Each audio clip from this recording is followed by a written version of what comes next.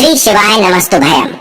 हर हर महादेव। दोस्तों, आप सभी लोग जानते हैं कि 23 दिसंबर 2024 यानी सोमवार को पड़ रही है पौष महीने की नवमी तिथि। और दोस्तों, यह वह नवमी तिथि है जो पौष महीने में पड़ने वाली सबसे बड़ी तिथि है, क्योंकि यह सोमवार के दिन पड़ रही है और हमारे हिंदू धर्म में इसका बहुत ही बड़ा और विशेष महत्व होता है। पूज्य गुरु जी ने कहा है कि अगर कभी भी मौका लग जाए और पौष महीने की नवमी तिथि सोमवार को पड़ जाए तो आप लोगों को सिर्फ और सिर्फ 11 चावल के दाने का उपाय तो अवश्य ही करना चाहिए। इन दोनों का संयोग बहुत ही कम आता है। इसी के साथ गुरु जी ने अपनी शिव पुराण कथा में बताया है कि इस दिन आपको 11 चावल के दाने का उपाय तो आपको अवश्य ही करना चाहिए, क्योंकि ऐसा दिन पूरे साल भर में सिर्फ एक ही बार आता है। और दोस्तों, आप सभी लोग जानते हो कि सोमवार का अगर सबसे बड़ा कोई उपाय है तो वह 11 चावल के दाने वाला ही उपाय है। तो दोस्तों, इस सोमवार के दिन आप लोगों को इस 11 चावल के दाने वाले उपाय को जरूर करना है। बहुत सारे लोग होंगे जिन लोगों ने इस उपाय को ना किया हो, मतलब पूरा साल 2024 निकल गया, उन्होंने किसी भी दिन इस 11 चावल के दाने वाले उपाय को ना किया हो। पर दोस्तों, आपके पास एक आखिरी मौका बचा हुआ है जो कि 23 दिसंबर सोमवार के दिन है। तो इस दिन आप लोगों को इस वाले उपाय को जरूर कर लेना है। भले ही आपने पूरे साल भर इस उपाय को ना किया हो, पर अगर आपने इस पौष महीने के नवमी के दिन अगर इस वाले उपाय को कर लिया तो आपको इस उपाय को करने का वह फल मिलेगा जिसकी आपने कभी कल्पना भी नहीं की होगी। इसीलिए आप लोग इस वाले उपाय को एक बार जरूर कर लेना है, ताकि आप लोगों के हाथ से यह मौका न जा सके और आपको इस उपाय को करने का फल मिल सके। दोस्तों, यह उपाय पंडित जी ने अपनी अभी की ही शिव महापुराण की कथा में बताया है, जिस उपाय को आज हम आपको बहुत अच्छे से समझाने वाले हैं। इस वीडियो को देखने के बाद इस उपाय को समझने के लिए आपको कोई और वीडियो को देखने की जरूरत नहीं पड़ेगी।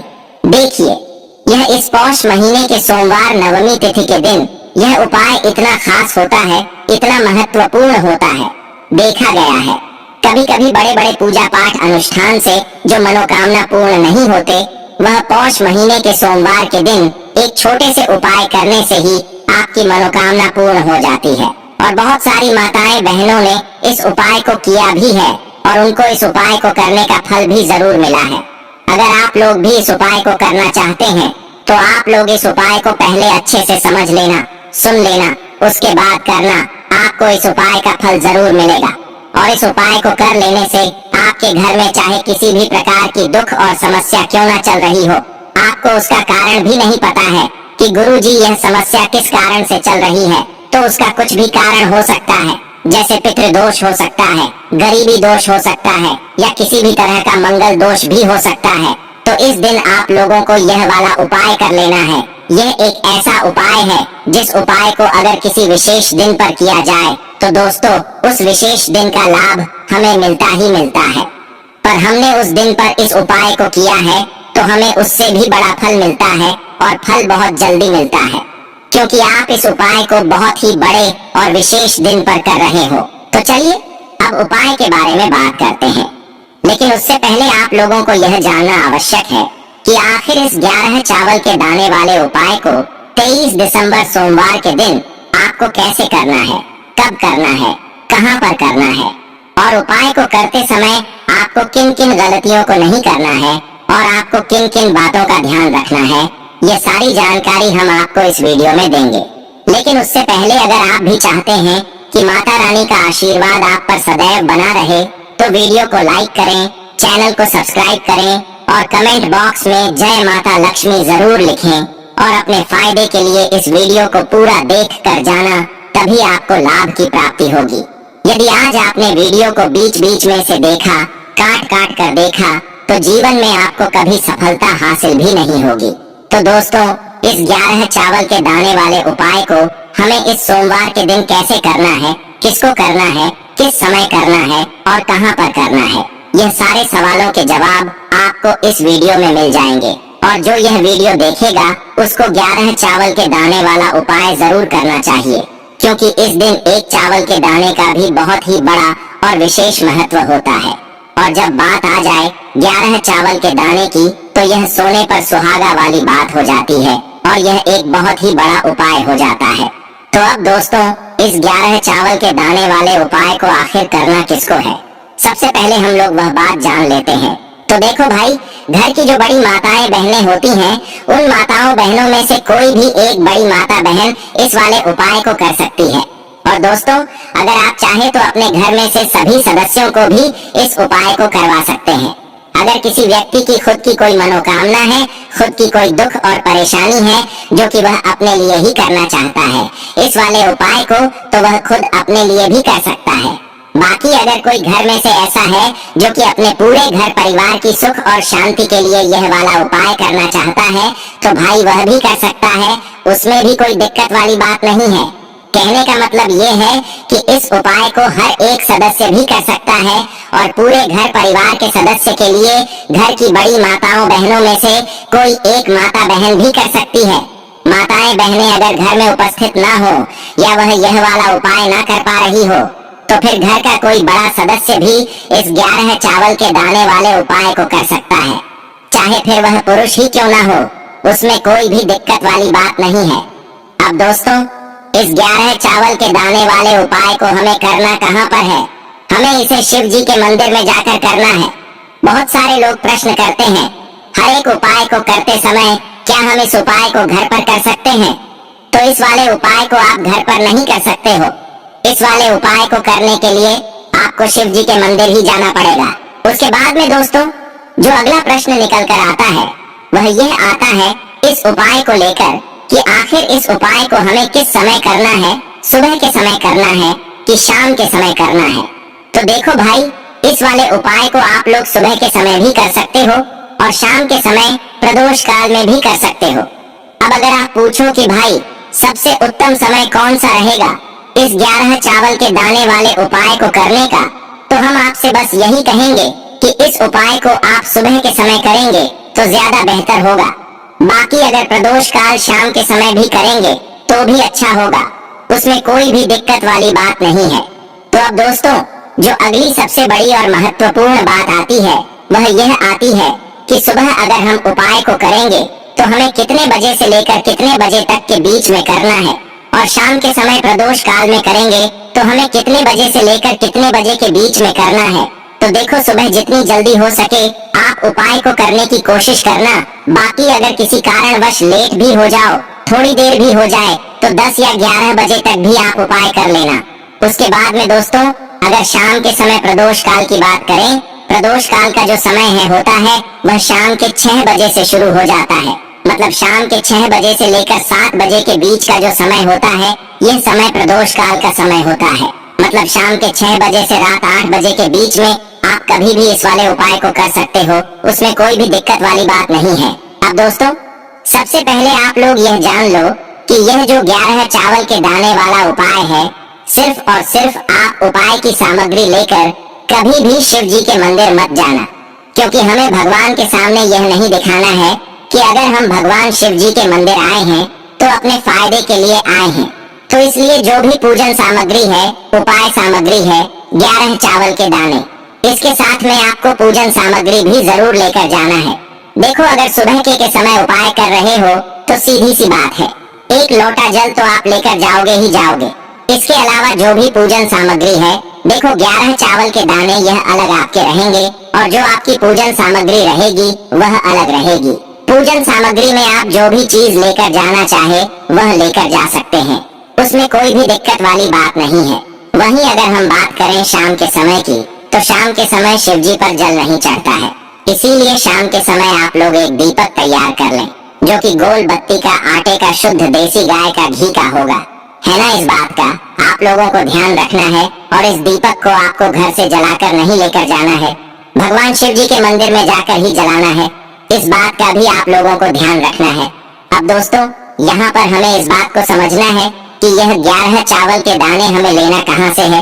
क्या हमें दुकान से लेकर आना है या हमें अपने घर से लेना है? बस जो भी चावल ले रहे हो वह चावल का दाना सबूत होना चाहिए, मतलब साबुत होना चाहिए, टूटा हुआ नहीं होना चाहिए, कटा पिटा नहीं होना चाहिए। यह बात आपको ध्यान रखना है। बाकी आपका चावल बासमती हो या सादा चावल हो या कोई सा भी चावल हो, उसमें कोई भी दिक्कत वाली बात नहीं है। तो सीधी सी बात है कि आपके घर के रसोई घर में जहाँ पर आप भोजन बनाते हो वहाँ पर जो भी चावल आपके उपस्थित हो, उन चावलों में से अपनी एक कटोरी भर लेना या एक मुट्ठी चावल अलग से निकाल कर रख लेना। इसके बाद हमें 11 चावल के दाने गिनकर निकालने हैं। इस बात का आप लोगों को ध्यान रखना है। तो अपने उस चावल की कटोरी में से या चावल में से 11 ऐसे चावल के दाने आप लोग निकाल लो जो कि टूटे हुए ना हो, कटे पिटे ना हो, जिनमें कोई दाग ना लगा हुआ हो, है ना, अच्छे साबुत चावल के दाने 11 दाने आप लोग निकाल कर रख लो और इन्हें किसी भी एक कागज की पुड़िया में या किसी एक छोटी सी कटोरी में आप लोग रख लो ताकि यह सुरक्षित रहे। आपके एक भी चावल का दाना इधर उधर ना हो और आपका उपाय भी पूरा अच्छे से हो जाए। तो भाई जैसे ही आपका उपाय की जो सामग्री है 11 चावल के दाने यह तैयार हो जाते हैं, उसके बाद में आपको जो भी अपनी पूजन सामग्री है सुबह के समय कर रहे हो तो एक लोटा जल या पूजन सामग्री जो लेकर जाना चाहो उसकी भी तैयारी कर लेना। और शाम के समय जा रहे हो तो भाई अपना जो दीपक है उसे तैयार कर लेना, ठीक है। और उपाय को करते समय शुद्धता का विशेष रूप से ध्यान रखना, ठीक है। सुबह सुबह न करने के बाद ही उपाय को करने की आप लोग तैयारी करना। उसके बाद अगर शाम के समय की बात करें तो शाम के समय आपको स्नान करने की जरूरत नहीं है, पर शुद्धता का ध्यान रखना है। इसमें कोई दिक्कत वाली बात नहीं है। तो आप अपने उपाय की पूरी सामग्री तैयार करके आपके पास ही में जो आपका शिव मंदिर हो वहाँ पर पहुँच जाइए। सबसे पहले शिव मंदिर में जाकर आप लोगों को उपाय नहीं करना है, पहले भगवान के दर्शन करना है, भगवान से आशीर्वाद प्राप्त करना है, फिर शिव जी की शिवलिंग के पास में आना है। शिवलिंग के पास में आने के बाद आप जो पूजन सामग्री लेकर आए हुए हैं, जैसे कि सुबह गए हुए होंगे, तो एक लोटा जल और जो भी पूजन सामग्री लेकर आए हैं आप उनसे भगवान शिव जी की पूजन कीजिए।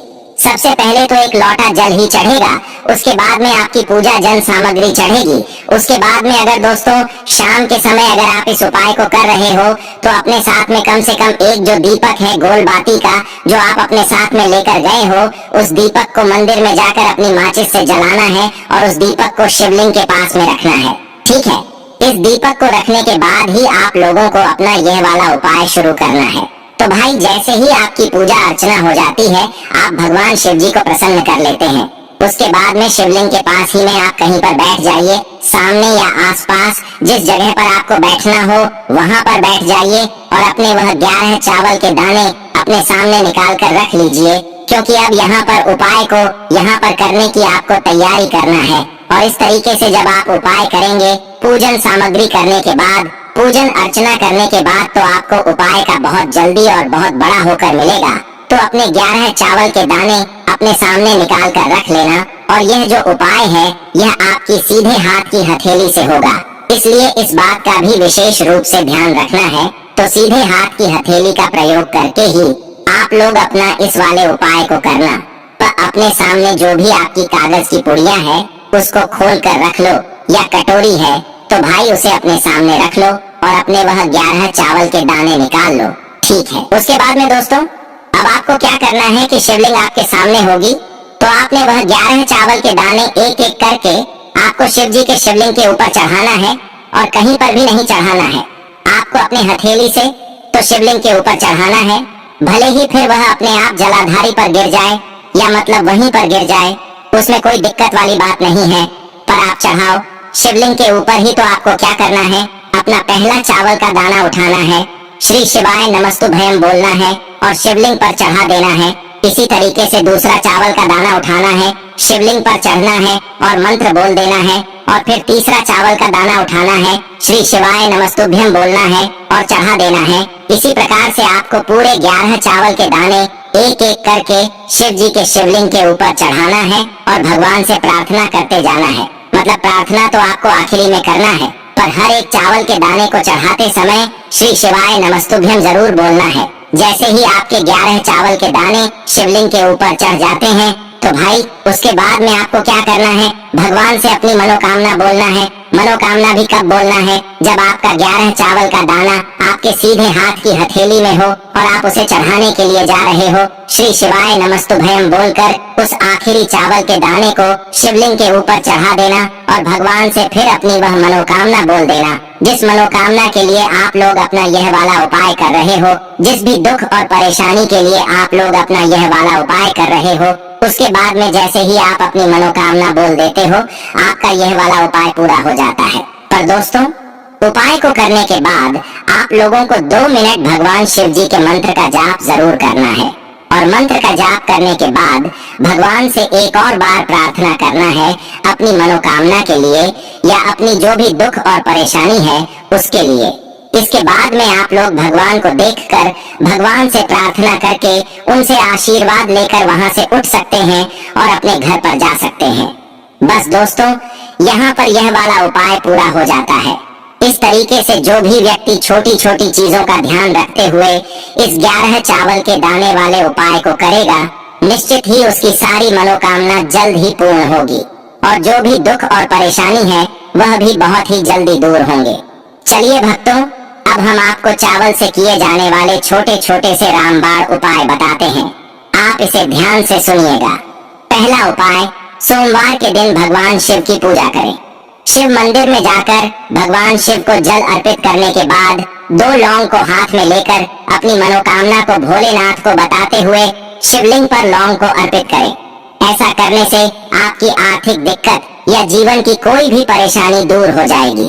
अगला उपाय, अगर जीवन में आर्थिक तंगी से परेशान हैं, तो आप सोमवार के दिन लौंग और काला तिल भगवान भोलेनाथ को अर्पित करें। ऐसा करने से जीवन में आई अचानक आर्थिक तंगी दूर होगी। काला तिल चढ़ाने से कुंडली में शनि दोष भी दूर होगा। अगला उपाय, अगर आप मनचाहा वर पाना चाहते हैं तो सोमवार के दिन विधि विधान से भगवान शिव की पूजा करें। इस समय भगवान शिव को सफेद चंदन, बेलपत्र, काले तिल, भांग, धतूरा जरूर अर्पित करें। इन चीजों को अर्पित करने से भगवान शिव शीघ्र प्रसन्न होते हैं। अगला उपाय, अगर आप अपने जीवन में व्याप्त दुख एवं संकट से निजात पाना चाहते हैं तो सोमवार के दिन पूजा के समय शिव रक्षा स्तोत्र का पाठ करें। इस स्तोत्र के पाठ से सभी संकट दूर हो जाते हैं, साथ ही जीवन में खुशियों का आगमन होता है। अगला उपाय, अगर आप शारीरिक एवं मानसिक कष्टों से निजात पाना चाहते हैं तो सोमवार के दिन पूजा के समय गंगा जल में काले तिल मिलाकर भगवान शिव का अभिषेक करें। इस समय महामृत्युंजय मंत्र का एक माला जप करें। अगला उपाय, धन संबंधी परेशानी से निजात पाने के लिए सोमवार के दिन गन्ने के रस से देवों के देव महादेव का अभिषेक करें। इस उपाय को करने से आर्थिक तंगी दूर होती है, साथ ही सुख और सौभाग्य में वृद्धि होती है। दोस्तों, आपको ये वीडियो कैसा लगा हमें कमेंट में जरूर बताएं। अगर आप माता लक्ष्मी के सच्चे भक्त हैं और आप माता लक्ष्मी को प्रसन्न करना चाहते हैं तो जल्दी से वीडियो को लाइक करके चैनल को सब्सक्राइब करें और कमेंट बॉक्स में जय मां लक्ष्मी जरूर लिखें, जिससे अगली आने वाली वीडियो आप तक पहुंच सके। धन्यवाद।